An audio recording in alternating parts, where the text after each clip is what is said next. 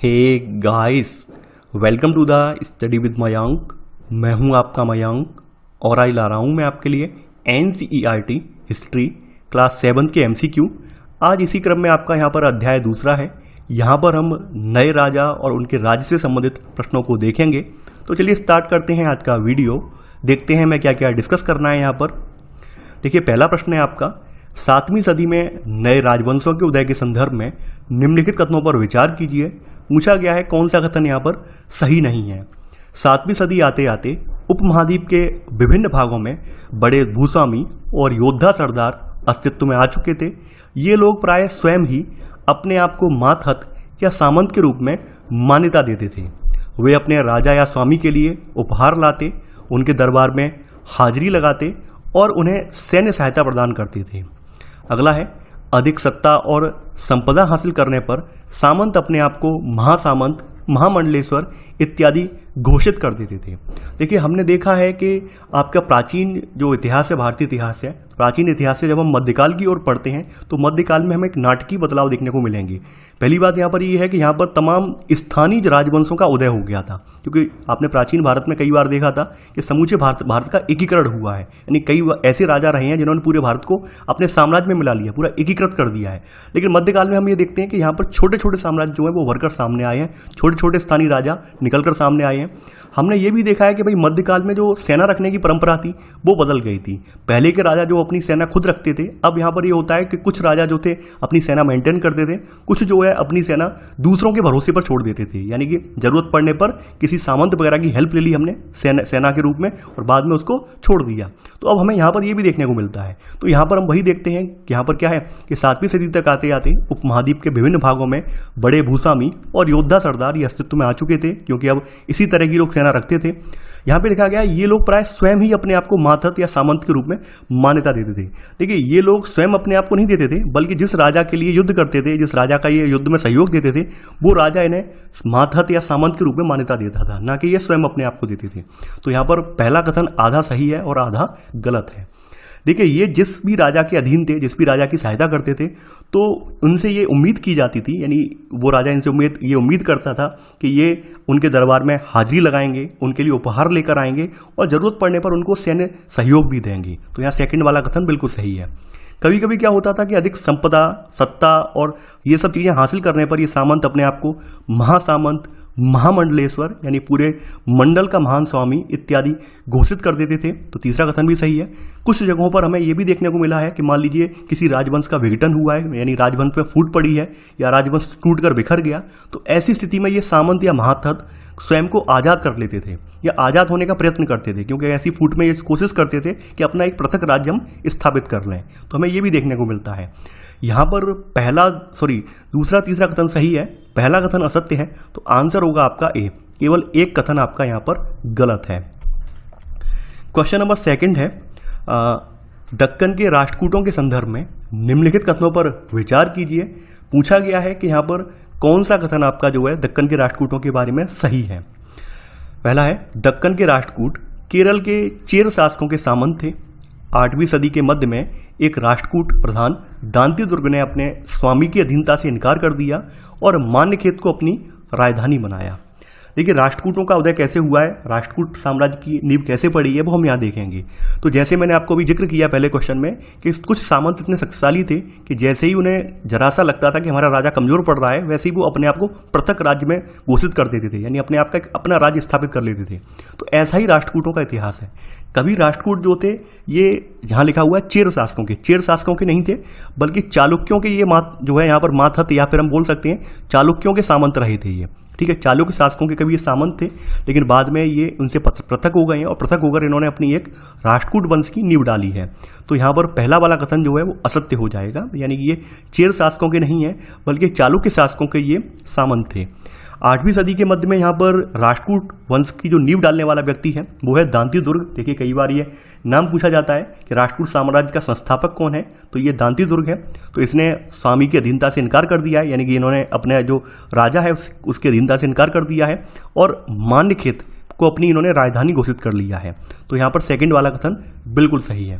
पूछा गया है कौन सा कथन यहाँ पर सही है, तो आंसर होगा बी, केवल सेकंड। तो ध्यान देना, राष्ट्रकूट जो थे वो चालुक्य राजाओं के जो कह सकते हैं सामंत थे, इन कर्नाटक के जो चालुक्य राजा हैं उनके सामंत थे, न कि केरल के जो चेर राजाओं के। तो ये बात आपको ध्यान रखनी है। तो यहाँ पर केवल आंसर होगा सेकंड यानी बी वाला। क्वेश्चन नंबर 3 है अब आपका, मध्यकाल में प्रचलित हिरण्यगर्भ अनुष्ठान के संदर्भ में निम्नलिखित कथनों पर विचार कीजिए। यहाँ पे पूछा गया है कौन सा कथन यहाँ पर सत्य है। यह अनुष्ठान ब्राह्मणों की सहायता से संपन्न किया जाता था। इससे याजक जन्मना क्षत्रिय न होते हुए भी क्षत्रिय के रूप में दोबारा क्षत्रियत्व प्राप्त कर लेता था।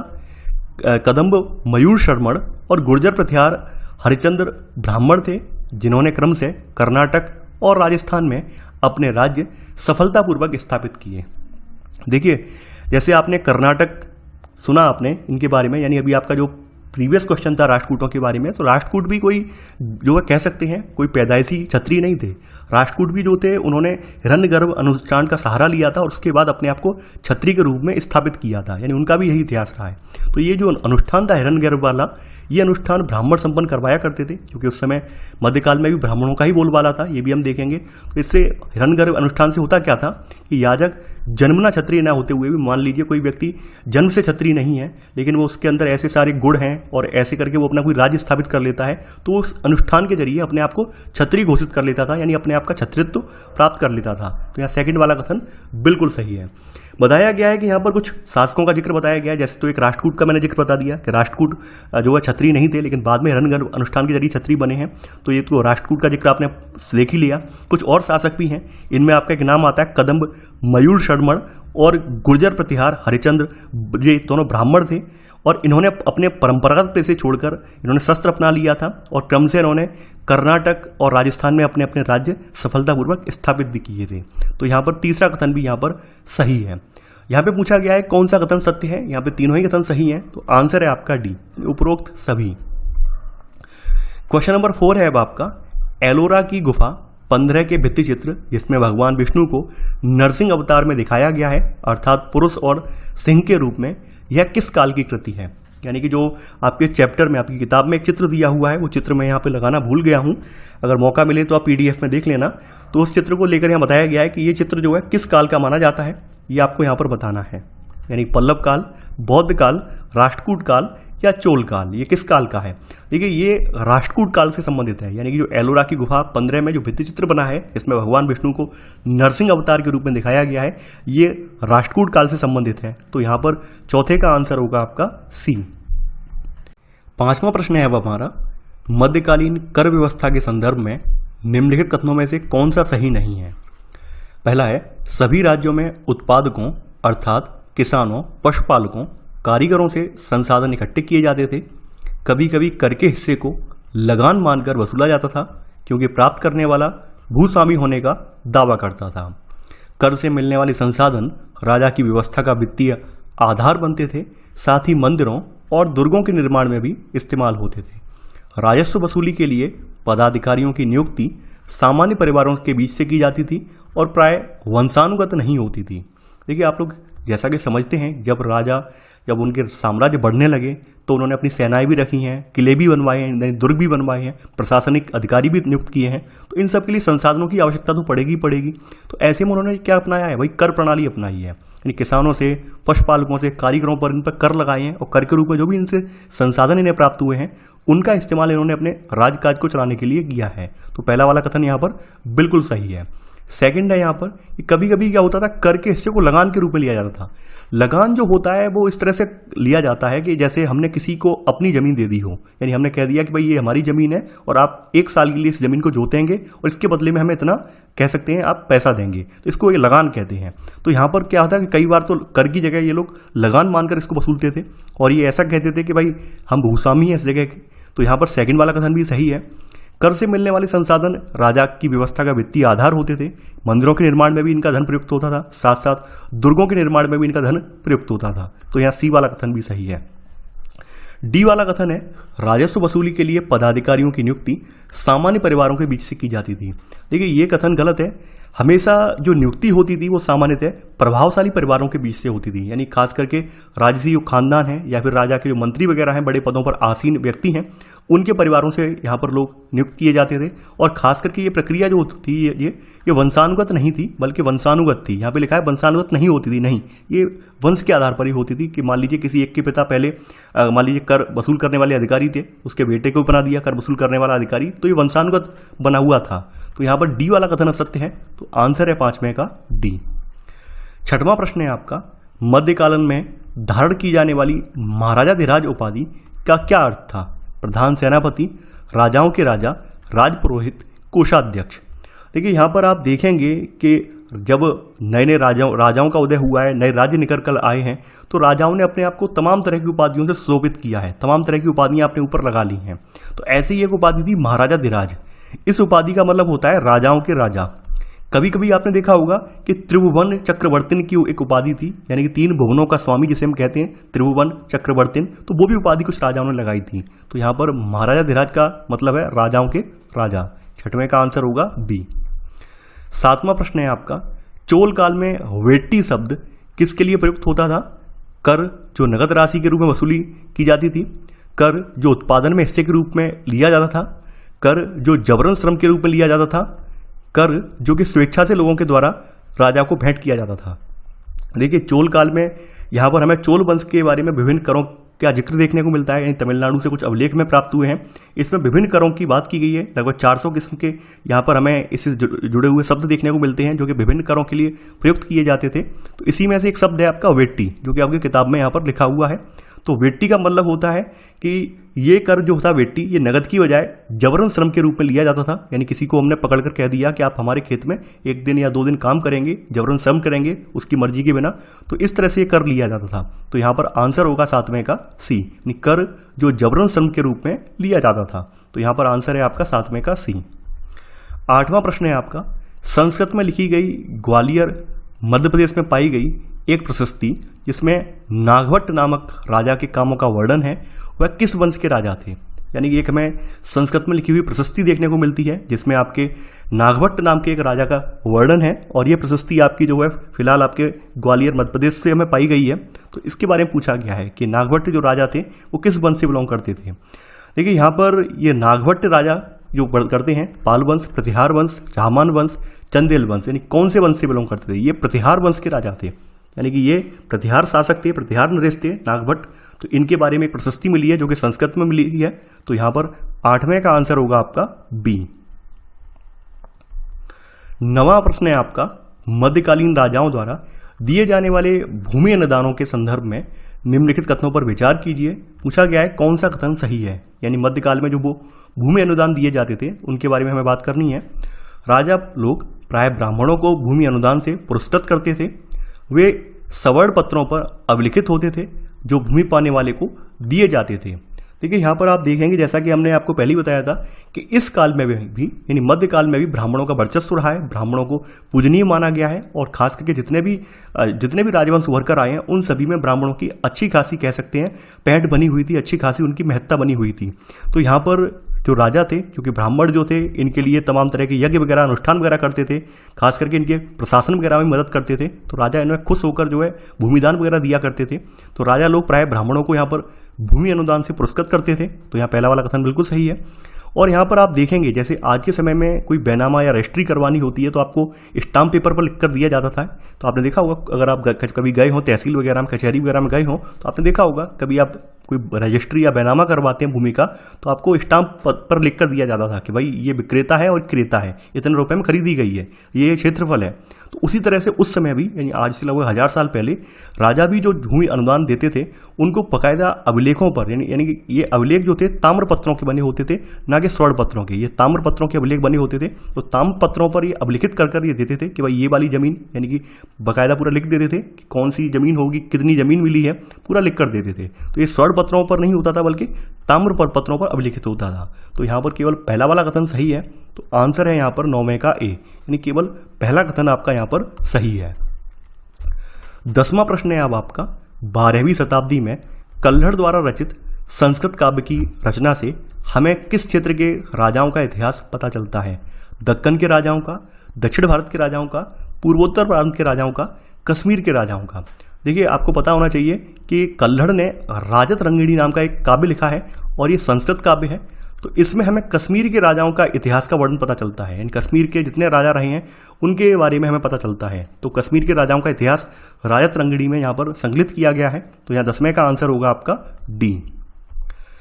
11वां प्रश्न है आपका, गुर्जर प्रतिहार, राष्ट्रकूट एवं पाल वंश के शासकों के बीच चली लंबी लड़ाई की चर्चा प्राय त्रिपक्षीय संघर्ष के रूप में की जाती है।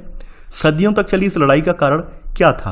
यानी आप देखेंगे ये 3 शासक हैं, इन शासकों के मध्य लगातार लड़ाई चलती रहती थी। तो इनके बीच जो लड़ाई चलती थी उस लड़ाई का कारण क्या था, ये यहाँ पे पूछा गया है। कलिंग पर नियंत्रण के लिए, कन्नौज पर नियंत्रण के लिए, गोदावरी नदी के क्षेत्रों पर नियंत्रण के लिए, कावेरी नदी के डेल्टाई क्षेत्र पर नियंत्रण के लिए। देखिए ये जो गुर्जर प्रतिहार हो, राष्ट्रकूट हो या पाल वंश हो, इन सब ने कन्नौज पर नियंत्रण जमाने के लिए बार बार युद्ध लड़े हैं, बार बार इनमें आपसी संघर्ष भी हुए हैं। तो ये सब कन्नौज के लिए हुआ था। तो इनका जो संघर्ष है वो त्रिपक्षीय संघर्ष के रूप में देखा जाता है इस काल में। तो ये कन्नौज पर नियंत्रण के लिए था। तो यहाँ पर 11वें का आंसर होगा आपका बी। 12वां प्रश्न है आपका, अफगानिस्तान के गजनी के सुल्तान महमूद के संदर्भ में निम्नलिखित कथनों पर विचार कीजिए। पूछा गया है यहाँ पर कौन सा कथन यहाँ पर असत्य है, यानी कि जो महमूद गजनवी है या महमूद गजनी जिसे हम बोलते हैं उसके बारे में पूछा गया है, कौन सा कथन यहाँ पर गलत है, ये बताना है आपको स्टेटमेंट से देख के। पहला है, महमूद ने 997 से 1030 तक शासन किया और अपने नियंत्रण का विस्तार मध्य एशिया के भागों, ईरान और उपमहाद्वीप के उत्तर पश्चिमी हिस्से तक किया। उसका निशाना थे संपन्न मंदिर, जिनमें मध्य प्रदेश का कंदरिया महादेव मंदिर भी शामिल था। देखिए आप देखेंगे जो महमूद गजनवी है, यानी कि ये इसमें आपके 997 से 1030 तक दिया हुआ है। हालांकि आप कुछ स्टैंडर्ड किताबें उठाकर देखेंगे वहां पर 998 से 1030 तक इसका शासन माना गया है। तो ये इसका जो राज्यारोहण हुआ था वो मात्र 27 वर्ष की आयु में हुआ था। और ये महमूद गजनवी है, इसने 1000 ईस्वी से लेकर 1027 ईस्वी तक भारत में कुल 17 बार आक्रमण किया है। यानी इसने टोटल 17 बार भारत में आक्रमण किया है। और हर बार उद्देश्य क्या था? आक्रमण का एक ही उद्देश्य था कि भारत की जो आकूत संपत्ति है इसको लूट कर ले जाना। तो यहाँ पर पहला वाला कथन बिल्कुल सही है कि इसका जो शासन काल है, इसका जो शासन है वो 997 से 1030 तक रहा है और इसने लगभग आपके भारत में 17 बार आक्रमण किया है। ये इतिहास बताता है कि इसने 17 बार भारत में आक्रमण किया है। यूं तो इसने भारत के बहुत सारे मंदिरों को लूटा है, लेकिन सबसे प्रमुख जो मंदिर था वो आपका था सोमनाथ का मंदिर, यानी सोमनाथ गुजरात वाला मंदिर, वो सबसे ज़्यादा प्रमुख था यहाँ पर। तो ये कंदरिया महादेव तक नहीं पहुँचा है, बल्कि सोमनाथ का जो मंदिर है वो यहाँ पर सबसे ज़्यादा इंपॉर्टेंट था। तो यहाँ पर सेकंड कथन असत्य हो जाएगा। यहाँ पर केवल पहला वाला कथन सही है। यहाँ पे पूछा गया है कौन सा कथन यहाँ पर असत्य है, तो यहाँ पर आपका बी वाला कथन सत्य है। तो आंसर है 12वें का बी। तो यहाँ पर आंसर है आपका 12वें का बी, यानी केवल सेकंड। क्वेश्चन नंबर 13वां है आपका, यानी 13वां प्रश्न है आपका, अफगानिस्तान के गजनी प्रांत का सुल्तान महमूद गजनी अपनी भारत विजय के दौरान जीते हुए लोगों एवं प्रांतों के बारे में जानना चाहता था। इस काम के लिए वह किस विद्वान को अपने साथ लाया? इब्न बतूता, मिनाज उस-सराज, अल बरूनी, जियाउद्दीन बर्नी। देखिए यहाँ पर ऐसा नहीं है कि जो महमूद गजनी था वो भारत के बारे में, भारत के लोगों के बारे में दिलचस्प नहीं था, वो जानकारी प्राप्त करना चाहता था। जानकारी प्राप्त करने के उद्देश्य यहाँ पे बहुत सारे थे। पहली बात तो ये भारत के लोगों की प्रशासन से अली, जो लड़ाई से अली है, या फिर यहाँ पर जो धार्मिक रूप से लोग विभक्त हैं, जैसे इससे क्या होता है उसकी जानकारी पता लग जाती थी कि कौन सा शासक कितना मजबूत है, किस तरह के लोगों की मनोवृत्ति कैसी बनी हुई है। क्योंकि ये सब चीज़ें अगर किसी के बारे में पता चल जाएंगी तो ऑब्वियस सी बात है युद्ध में उसे हराना आसान हो जाएगा। तो एक उद्देश्य इसका ये भी हो सकता है। तो इसलिए अपने साथ एक व्यक्ति को ये लेकर आया था, एक इतिहासकार को लेकर आया था। तो उस इतिहासकार ने जो है हमारे यहाँ से बहुत सारी जानकारी जुटाई है, यहाँ पर संस्कृत के विद्वानों से मिलकर उसने बहुत सारी चीज़ों का संकलन किया है अपनी पुस्तक में। तो उसका नाम है यहाँ पर अल बरूनी, यानी कि यहाँ पर अल बरूनी को लेकर आया था, यानी लेखा जोखा रखने का काम अल बरूनी को सौंपा गया था। और अल बरूनी ने अपनी यहाँ पर एक किताब लिखी है। इस किताब का नाम है अल हिंद के नाम से किताब लिखी है, यानी कि किताब जो अल हिंद किताब लिखी है वो इतिहासकारों के लिए आज भी बहुत प्रामाणिक स्रोत मानी जाती है। यानी अरबी में लिखी गई इसकी कृति है किताब अल हिंद, तो ये आज भी इतिहासकारों के लिए एक महत्वपूर्ण स्रोत है। तो यहाँ पर आंसर है आपका 13वें का सी। तो अल बरूनी ने इसे तैयार करने के लिए संस्कृत के तमाम विद्वानों से विचार विमर्श किया था। तो यहाँ पर आंसर है आपका 13वें का सी। 14वां प्रश्न है आपका, चहामान शासकों के संदर्भ में निम्नलिखित कथनों पर विचार कीजिए। तो यहाँ पर पूछा गया है कौन सा कथन यहाँ पर असत्य है, चहामान शासकों के बारे में कौन सा कथन यहाँ पर गलत है, ये बताना है आपका। युद्ध करने वाले दूसरे राजाओं में चहामान भी थे, जो बाद में चौहान के रूप में जाने गए। वे दिल्ली और प्रयागराज के आसपास के क्षेत्र पर प्रशासन करते थे। उन्होंने पश्चिम और पूर्व की ओर अपने नियंत्रण क्षेत्र का विस्तार करना चाहा, जहां उन्हें गुजरात के गढ़वालों और पश्चिमी यूपी के चालुक्यों से टक्कर लेनी पड़ी। देखिए आप यहाँ पर देखेंगे, यहाँ पर आपको जो चौहान वंश है या चाहमान वंश है उनका उदय भी यहाँ पर देखने को मिलेगा। तो चौहान जो है वो खास करके इन्होंने जो कि बाद में चौहान के रूप में भी जाने गए हैं, पहले इन्हें चाहमान के रूप में ही जाना जाता था, बाद में ये चौहान कहलाए हैं। तो यहाँ पर पहला वाला कथन सही है। इनका जो क्षेत्र था वो दिल्ली और अजमेर के आसपास का क्षेत्र था, ना कि प्रयागराज के आसपास का क्षेत्र। तो दिल्ली और अजमेर के आसपास के इलाके में ये रहते थे, वहीं पर इनका शासन चलता था। तो यहाँ सेकंड वाला कथन गलत हो जाएगा, क्योंकि यहाँ लिखा हुआ है दिल्ली और प्रयागराज, नहीं, दिल्ली और अजमेर के आसपास। इन्होंने पश्चिम और पूर्व की ओर अपने नियंत्रण क्षेत्र को बढ़ाने का, विस्तार करने का प्रयास किया है। तो इन्हें लिखा है गुजरात के गढ़वालों और पश्चिमी यूपी के चालुक्यों से। देखिए गुजरात में क्या था, गुजरात में चालुक्यों का शासन था और पश्चिमी यूपी में यहाँ पर आप देखेंगे गढ़वालों का शासन था, जबकि यहाँ पर उल्टा लिखा हुआ है। गुजरात में आपके जो है चालुक्यों का शासन था और पश्चिमी यूपी में आपको जो है यहाँ पर गढ़वालों का शासन था। तो इन्हें इनसे टक्कर लेनी पड़ी है। तो यहाँ थर्ड कथन जो है गलत हो जाएगा। वैसे तो सही है स्टेटमेंट, लेकिन हाँ जो शासक बताए गए हैं वो उल्टे लिखे हुए हैं। गुजरात में चालुक्यों का शासन था और पश्चिमी यूपी में गढ़वालों का था। तो इनको चाहमानों को यानी चौहान वंश वाले शासकों को इनसे टक्कर लेनी पड़ी है। यहाँ पर पूछा गया है कौन सा कथन असत्य है, तो यहाँ पर बी वाला कथन असत्य है। तो आंसर होगा यहाँ पर बी, केवल 2 और 3। 15वां प्रश्न है आपका, चाहमानों के सबसे प्रसिद्ध शासक पृथ्वीराज तृतीय, यानी ये 1168 से 1192 तक इनका समय रहा है, ने किस अफगान शासक को 1191 में हराया, लेकिन दूसरे ही साल 1192 में उसके हाथों हार गया? मोहम्मद गौरी, महमूद गजनबी, कुतुबुद्दीन ऐबक, अलाउद्दीन खिलजी। देखिए आपको पता होना चाहिए कि यहाँ पर सबसे प्रसिद्ध जो शासक रहे हैं आपके चाहमानों के या चौहान वंश के, वो पृथ्वीराज तृतीय रहे हैं। और इनका शासन जो है 1168 से स्टार्ट होकर 1192 तक रहता है। इन्होंने सुल्तान मोहम्मद गौरी नामक एक अफगान शासक को यहाँ पर 1191 में हराया था और 1192 में दूसरे साल ये उसके हाथों हार गए थे। तो यहाँ पर आंसर होगा 15वें का ए। 16वां प्रश्न है अब आपका, चोल साम्राज्य की स्थापना के संदर्भ में निम्नलिखित कथनों पर विचार कीजिए। पूछा गया है कौन सा कथन यहाँ पर असत्य है। पहला है, चोल कांचीपुरम के पल्लव राजाओं के माथत या सामंत थे। उरैयार के चोल वंशी प्राचीन मुखिया परिवार के विजयालय ने 9वीं सदी के मध्य में मुट्टरियारों को हराकर चोल साम्राज्य की स्थापना की। विजयालय ने वहां तंजावुर शहर और निशुंभ सूदनी देवी का मंदिर बनवाया। तो देखिए यहाँ पर अगर बात की जाए चोलों की, तो चोल भी जो थे ये सामंत रहे थे कभी, लेकिन बाद में क्या किया, इन्होंने अपने आप को एक वंश के रूप में, एक कह सकते हैं राजा के रूप में स्थापित कर लिया है। तो चोल जो हैं ये कांचीपुरम के जो पल्लव हैं, पल्लव शासक हैं, इनके ये माथत यानी कि सामंत थे। तो पहला वाला कथन यहाँ बिल्कुल सही है। दूसरा कथन है यहाँ पर जो उरैयार के चोल वंशीय प्राचीन मुखिया परिवार के जो विजयालय हैं, जो कि आपके चोल हैं एक, इन्होंने 9वीं सदी के मध्य में जो मुट्टरियार हैं इनको हराकर चोल साम्राज्य की स्थापना की है। तो यहाँ पर विजयालय ने जो है चोल साम्राज्य की स्थापना की है और तंजौर पर अधिकार करने के बाद ये नर केसरी की उपाधि भी इन्होंने धारण की है। तो यहाँ पर सेकंड वाला कथन सही है। विजयालय ने तंजावुर शहर, निशुंभु सूदनी देवी का मंदिर बनवाया है। तो ये ध्यान देने वाली बात ये है। तो यहाँ पर तीसरा कथन भी यहाँ पर सही है।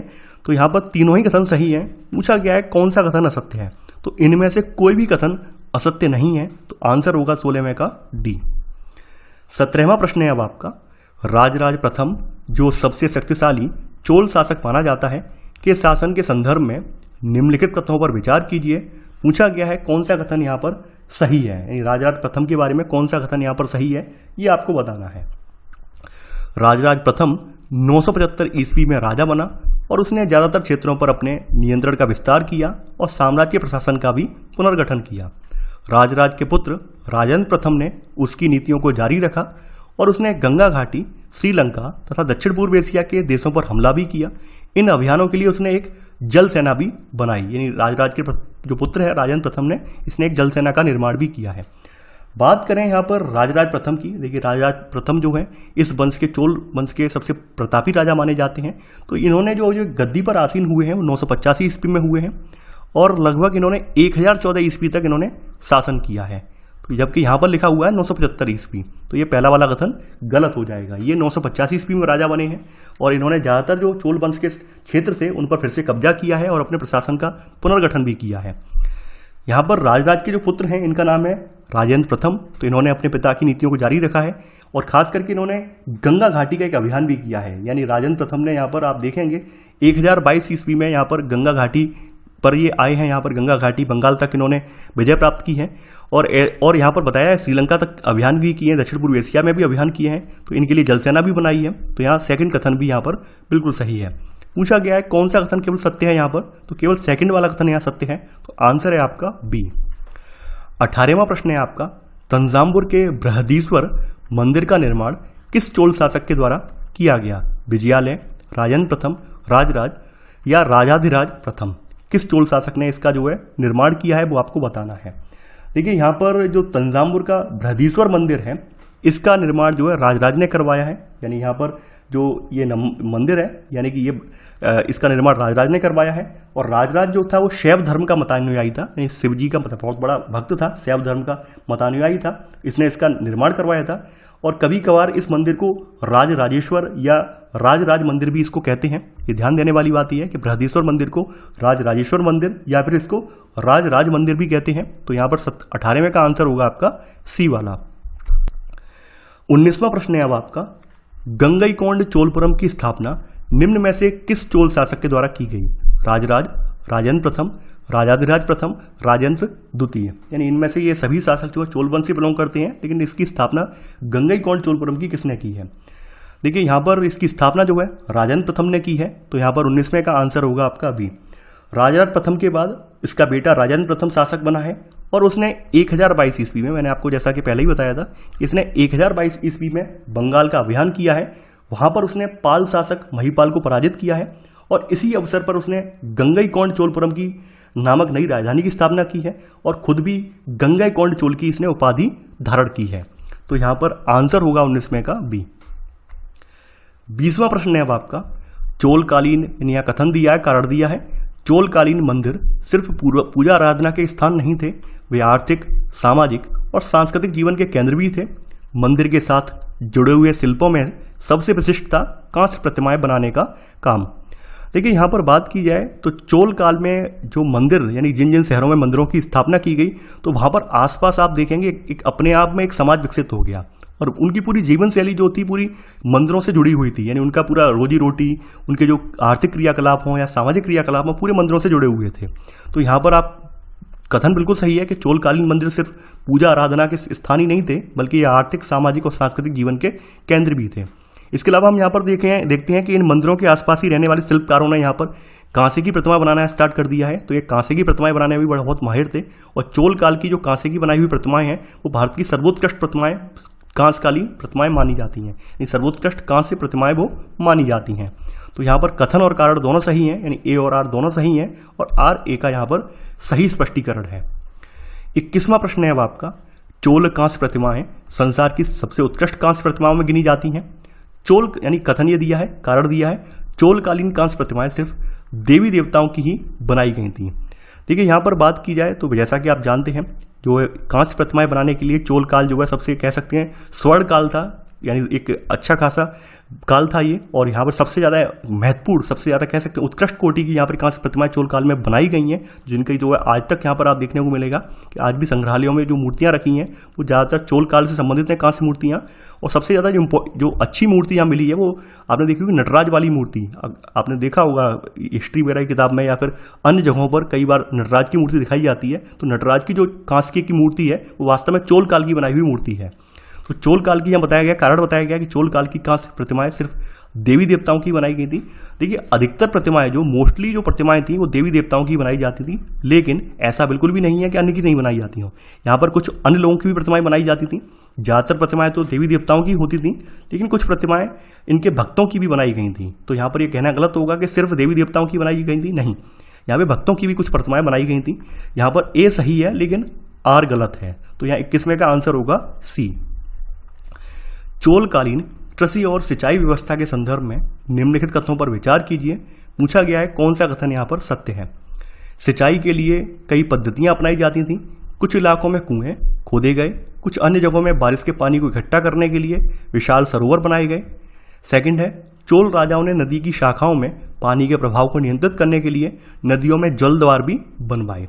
देखिए आप देखेंगे चोल काल वास्तव में दक्षिण भारत का एक स्वर्ण काल माना जा सकता है और चोल काल के दौरान यहाँ पर पूरी व्यवस्था यानी प्रशासनिक व्यवस्था के साथ साथ पूरी कृषि व्यवस्था पर भी यहाँ पर जोर दिया गया है, कृषि को सुधारने पर भी यहाँ पर बल दिया गया है, क्योंकि ऑब्वियस सी बात है जो कर वगैरह वसूल किया जाता है वो किसानों से वसूल किया जाता है। अब किसान ही संपन्न नहीं होगा तो राजा को कर कहाँ से प्राप्त होगा। तो इन्होंने क्या किया है, जितनी कृषि प्रणाली है, सिंचाई व्यवस्था है, इसको सुधारने पर जोर दिया है। तो खास करके इन्होंने नई नई पद्धतियां अपनाई हैं, कुछ कृत्रिम पद्धतियां भी अपनाई हैं इन्होंने कुछ इलाकों में कुएं खोदे गए हैं और कुछ अन्य जगहों पे बारिश के पानी इकट्ठा करने के लिए विशाल सरोवर बनवाए हैं।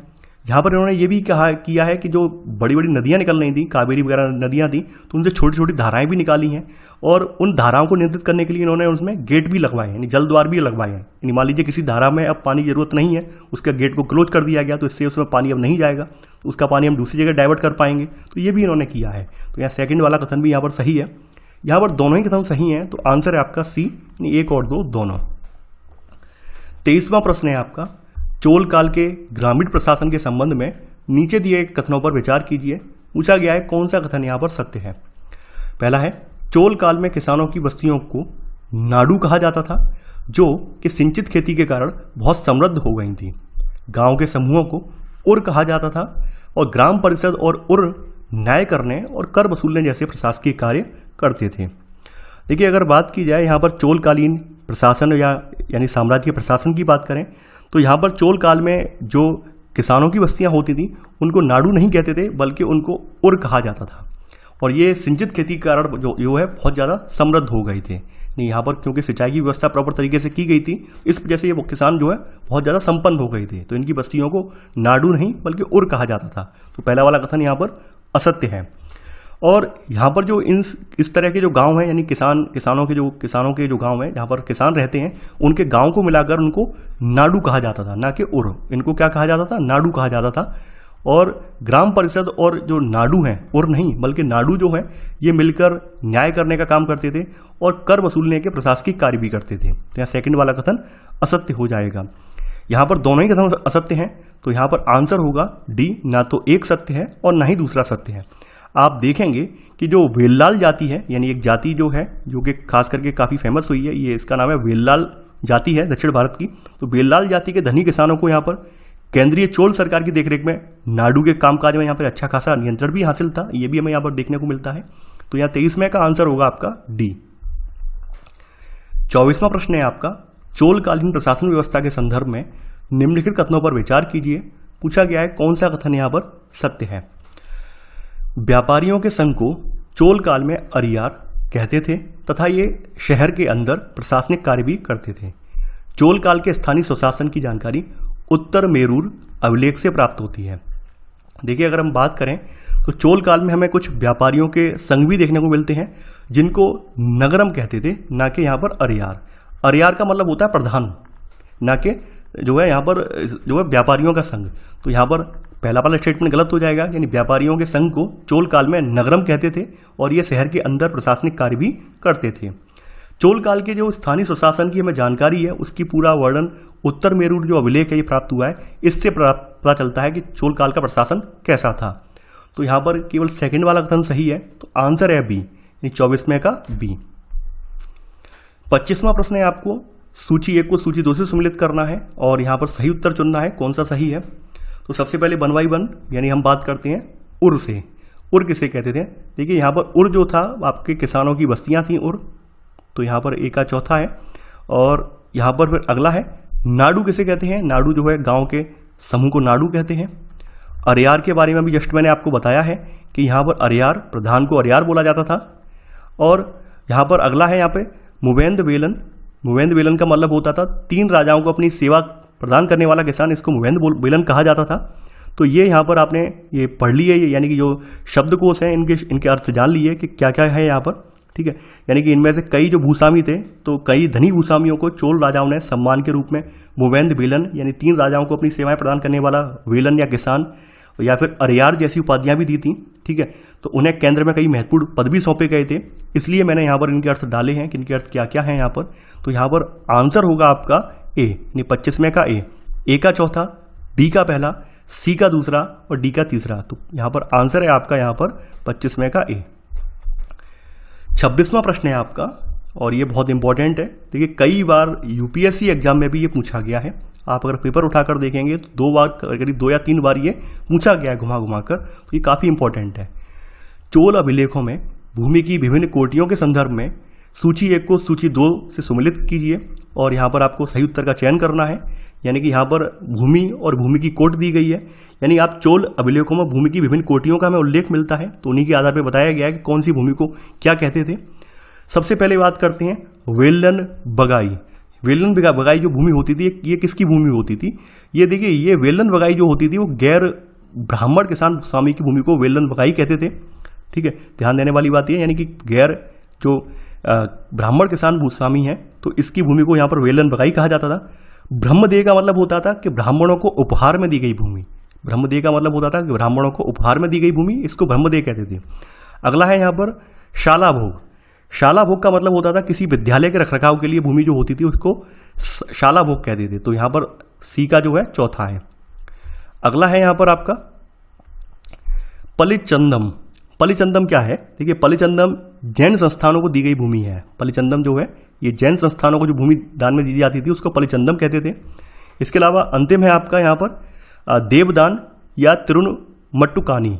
ये क्या है? देखिए, ये मंदिर को उपहार में दी गई भूमि है, यानी ये मंदिर को जो देवदान या तिरुनमट्टुकानी जो है ये मंदिर को उपहार में दी गई भूमि है। तो यहाँ पर आप कथन मिलाएंगे, सही कथन मिलाएंगे, तो यहाँ सही कथन है आपका डी वाला, यानी कि ए का 5वां, बी का पहला, सी का चौथा, डी का दूसरा और ई का तीसरा। तो यहाँ पर आपका कथन होगा यहाँ पर ये वाला, यानी कि डी वाला। आंसर है यहाँ पर 26 का डी।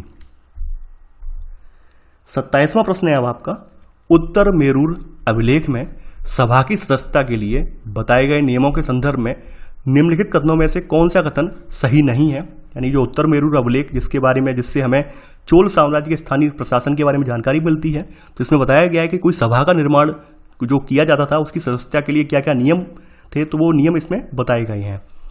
सभा की सदस्यता के लिए इच्छुक लोगों को ऐसी भूमि का स्वामी होना चाहिए जहां से भू राजस्व वसूला जाता है। सेकंड, उनके पास अपना घर होना चाहिए, उनकी उम्र 35 से 70 के बीच होनी चाहिए, उन्हें वेदों का ज्ञान होना चाहिए। यदि कोई पिछले 5 सालों में किसी समिति का सदस्य रहा है तो वह किसी और समिति का सदस्य नहीं बन सकता है। जिसने अपने या अपने संबंधियों के खाते जमा नहीं करवाए हैं वह चुनाव नहीं लड़ सकता है। यानी आप देखेंगे जिस तरह से आज के समय में इलेक्शन लड़ने के लिए, आज के समय में सदस्यता या फिर क्वालिफाई या डिस्क्वालीफाई होने के लिए जो गाइडलाइन तैयार की जाती हैं, रूल्स रेगुलेशन बनाई जाती हैं, ठीक उसी तरह के रूल्स रेगुलेशन आज से लगभग 1000 साल पहले भी तैयार किए जाते थे। ये सोचिए कितना एडवांस समाज रहा होगा वो वाला। तो यहाँ पर जो उत्तर मेरूर अभिलेख है इसमें सभा की सदस्यता के बारे में जो पहला कथन है वो बिल्कुल सही है कि सभा की सदस्यता के लिए इच्छुक लोगों को ऐसी भूमि का स्वामी होना चाहिए जहां से वो भू राजस्व वसूला जाता है। तो पहला वाला कथन यहाँ पर बिल्कुल सही है। इसके अलावा उनके पास अपना खुद का घर होना चाहिए। उनकी उम्र जो सीमा बताई गई थी सभा के सदस्य बनने के लिए 35 से 70 के बीच इनकी उम्र सीमा बताई गई थी। और कंडीशन एक और थी कि इनको वेदों का ज्ञान होना चाहिए, वेदों की ज्ञाता होना चाहिए, वही सभा के सदस्य बन सकते हैं। तो यहाँ बी वाला कथन भी सही है। अगला कथन है, यदि कोई पिछले 5 सालों में किसी समिति का सदस्य रहा है तो वह किसी और समिति का सदस्य नहीं बन सकता है। यानी कि मान लीजिए एक से ज़्यादा समिति में कोई रहा है व्यक्ति और ये 5 साल का टाइम नहीं था बल्कि 3 सालों के भीतर, मान लीजिए कोई व्यक्ति 3 सालों के भीतर किसी दूसरी समिति में सदस्य रहा है तो वो अगली समिति में सदस्य नहीं बनाया जा सकता है, उसके लिए डिस्क्वालीफाई हो जाएगा। तो यहाँ सी वाला कथन असत्य है क्योंकि यहाँ 5 साल लिखा हुआ है, नहीं बल्कि 3 साल है। यानी यदि कोई 3 सालों में किसी समिति का सदस्य रहा है तो वह किसी और समिति का सदस्य नहीं बन सकता है। समझ रहे हैं आप कितना यानी कि आदर्श व्यवस्था थी। जिसने अपने या अपने संबंधियों के खाते जमा नहीं कराए हैं वह चुनाव नहीं लड़ सकता था। यानी कि ये भी यहाँ पे कंडीशन थी। मान लीजिए जो समितियां बनाई गई थी कर वसूलने वाली, तो मान लीजिए अपने अपने संबंधियों के या अपने जो टैक्स वगैरह अगर नहीं भरे हैं तो आप सदस्यता ग्रहण नहीं कर सकते हैं, ये भी कंडीशन थी। इसके अलावा आपको प्रशासनिक मामलों की अच्छी जानकारी होनी चाहिए और ईमानदार होना चाहिए, ये भी एक यहाँ पर कंडीशन लगी हुई थी। तो ऐसे करके आप जो है सभा के सदस्य बन पाए थे। तो ये उत्तर मेरूर अभिलेख से यहाँ पर ये जानकारी मिली है। यहाँ पर 27वें का जो कथन गलत है वो है सी वाला, तो आंसर है 27वें का सी। 28वां प्रश्न है आपका, चीन में तांग राजवंश के तहत स्थापित साम्राज्य के संदर्भ में निम्नलिखित कथनों पर विचार कीजिए। पूछा गया है यहाँ पर कौन सा कथन यहाँ पर सत्य है। तांग वंश के तहत जो स्थापित जो साम्राज्य है इसके बारे में बताना है कौन सा कथन सत्य है। यह लगभग 300 वर्षों तक यानी 7वीं से लेकर 10वीं सदी तक सत्ता में रहा। इसकी राजधानी शेयान दुनिया के सबसे बड़े नगरों में से एक थी। जहां तुर्की, ईरानी, भारतीय, जापानी और कोरियाई आया जाया करते थे। तांग साम्राज्य आनुवांशिक माध्यम से नियुक्त की गई नौकरशाही द्वारा प्रशासित होता था। देखिए आप देखेंगे चाइना में एक महत्वपूर्ण वंश का शासन रहा है 300 सालों तक, जिसका नाम है यहाँ पर तांग राजवंश। तो तांग राजवंश ने 7वीं से लेकर 10वीं सदी तक यहाँ पर अपना शासन चलाया है। तो पहला कथन बिल्कुल सही है। इनकी राजधानी जो थी वो शियान थी और ये दुनिया के सबसे बड़े प्रमुख नगरों में से एक थी। यहाँ पर तुर्की, ईरानी, भारतीय, जापानी और कोरियाई व्यक्ति जो है या व्यापारी आया जाया करते थे। तो यहाँ सेकंड कथन भी सही है। देखिए यहाँ पर तांग साम्राज्य में हमें बहुत अच्छी बात देखने को मिलती है और उस अच्छी बात की वजह से ये वाला तांग साम्राज्य का जिक्र आपकी किताब में एंड में रखा गया है।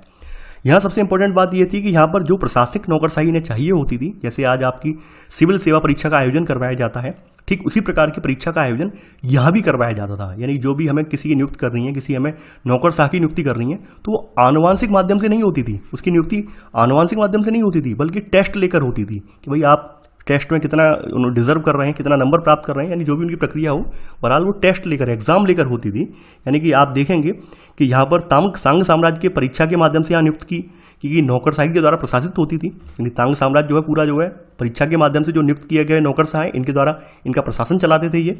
और इन परीक्षाओं के में हर इच्छुक व्यक्ति बैठ सकता था। यानी कि यहाँ पर जरूरी नहीं है कोई राजशाही व्यक्ति हो, नहीं, सामान्य परिवारों का व्यक्ति भी यहाँ पर बैठ सकता था। और अधिकारियों के चयन की यह व्यवस्था जो है 1911 तक, आप समझ सकते हैं लगभग 900 साल तक ये व्यवस्था जो चाइना में कायम रही है, आप समझ सकते हैं। तो यहाँ पर तीसरा कथन जो है असत्य हो जाएगा। ये आनुवांशिक माध्यम से नहीं थी, बल्कि फेयरली एग्जाम लेकर, जैसे आपकी सिविल सर्विस एग्जामिनेशन होता है, यूपीएससी के जरिए कंडक्ट करवाया जाता है, उसी तरह से ये एग्जाम कंडक्ट करवाया जाता था, जिसमें सामान्य व्यक्ति भी यहाँ पर भाग ले सकते थे। तो आप यहाँ पर अगर एग्जाम क्वालिफाई करते तो आपको नौकरशाह की पोस्ट मिल जाती। तो यहाँ पर पहला और दूसरा कथन सही है। तो आंसर है आपका ए, केवल 1 और 2। अब देखिए यहाँ पर कुछ मैप प्रैक्टिस वाले क्वेश्चन हैं।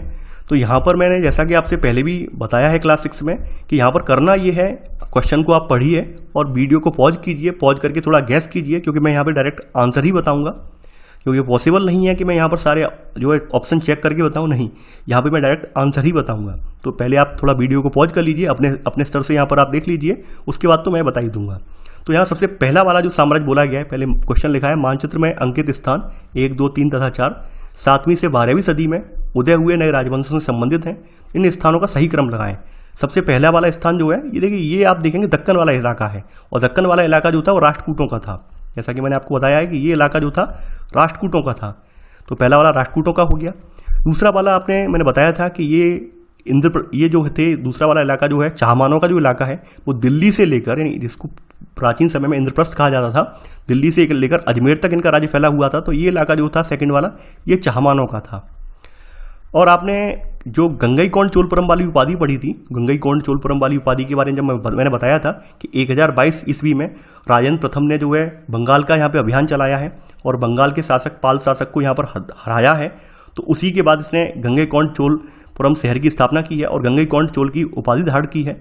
तो ये पाल साम्राज्य था। यानी तीसरा वाला ऑप्शन जो है पाल साम्राज्य से संबंधित है। चौथा वाला ऑप्शन जो है यानी कलिंग के नीचे वाला हिस्सा ये है, यानी ये जो हिस्सा है ये पूर्वी चालुक्य शासन का हिस्सा है। ये पूर्वी चालुक्य शासन जो है उसका हिस्सा है। इसको कभी कभी वेंगी साम्राज्य भी कहते हैं। यानी आपने पढ़ा होगा इतिहास में वेंगी साम्राज्य, या फिर जो है यहाँ पर लिख दे रहा हूँ मैं, तो वेंगी या फिर पूर्वी चालुक्य। तो यहाँ पर आप आंसर होगा आपका राष्ट्रकूट, चाहमान, पाल और पूर्वी चालुक्य। यानी राष्ट्रकूट, चाहमान, पाल, पूर्वी चालुक्य। तो यहाँ पर आंसर है आपका 29वां का बी। 30वां प्रश्न है। देखिए 30वें प्रश्न में भी आपको वही प्रक्रिया अपनानी है। वीडियो को पॉज कीजिए और गैस कीजिए। मानचित्र में अंकित स्थान 1, 2, 3 तथा 4 7वीं से 12वीं सदी में उदय हुए नए राजवंशों से संबंधित हैं और इन स्थानों का हमें सही क्रम लगाना है। सही क्रम क्या है? तो 1 बाई 1 करके मैं यहाँ पर आपको बताते जाऊँगा कौन कौन सा स्थान यहाँ पर है। देखिए ये यहाँ पे पहला वाला जो स्थान है ये चंदेल वंश का स्थान है। यहाँ पर चंदेल राजवंश का शासन है पहले वाले स्थान पर।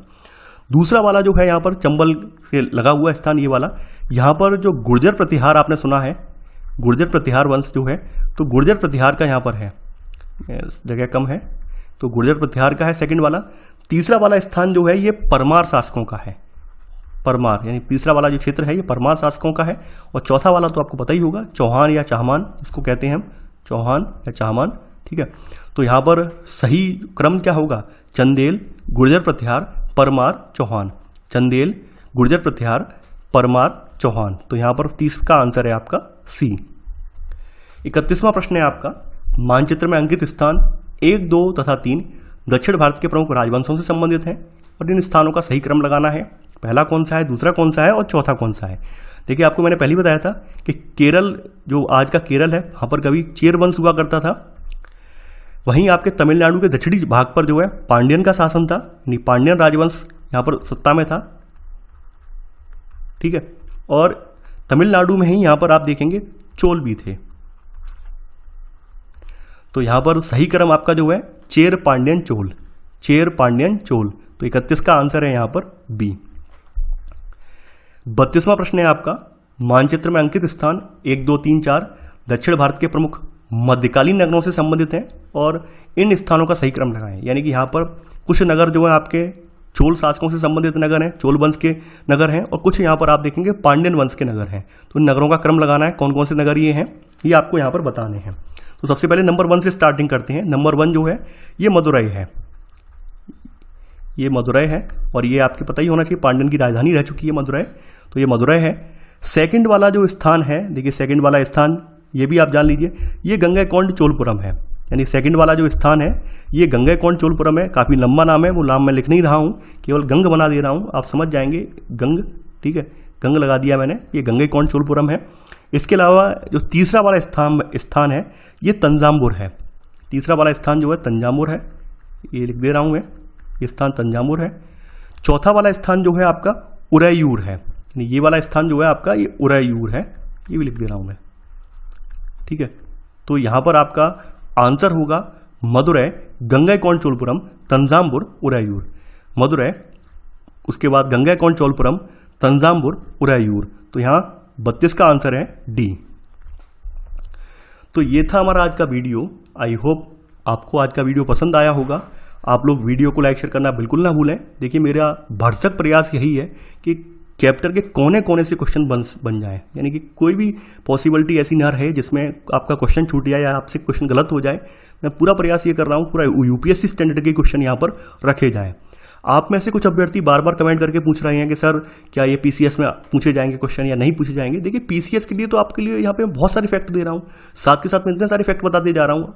आप यहाँ पे आराम से देखकर इसका अध्ययन कर सकते हैं इनसे, लेकिन आप करना नहीं चाह रहे, बार बार कमेंट करके पूछ रहे हैं। तो आप बिल्कुल डाउट्स क्लियर कर लीजिए अपने, बिल्कुल अपने अंदर बिल्कुल संशय मत रखिए। ये वीडियो आपके लिए पर्याप्त है, यानी आपका एनसीईआरटी कवर करने के लिए, आपके बेस कवर करने के लिए ये वीडियो आपके लिए सफिशियंट है और आप इसका पूरा अध्ययन कीजिए।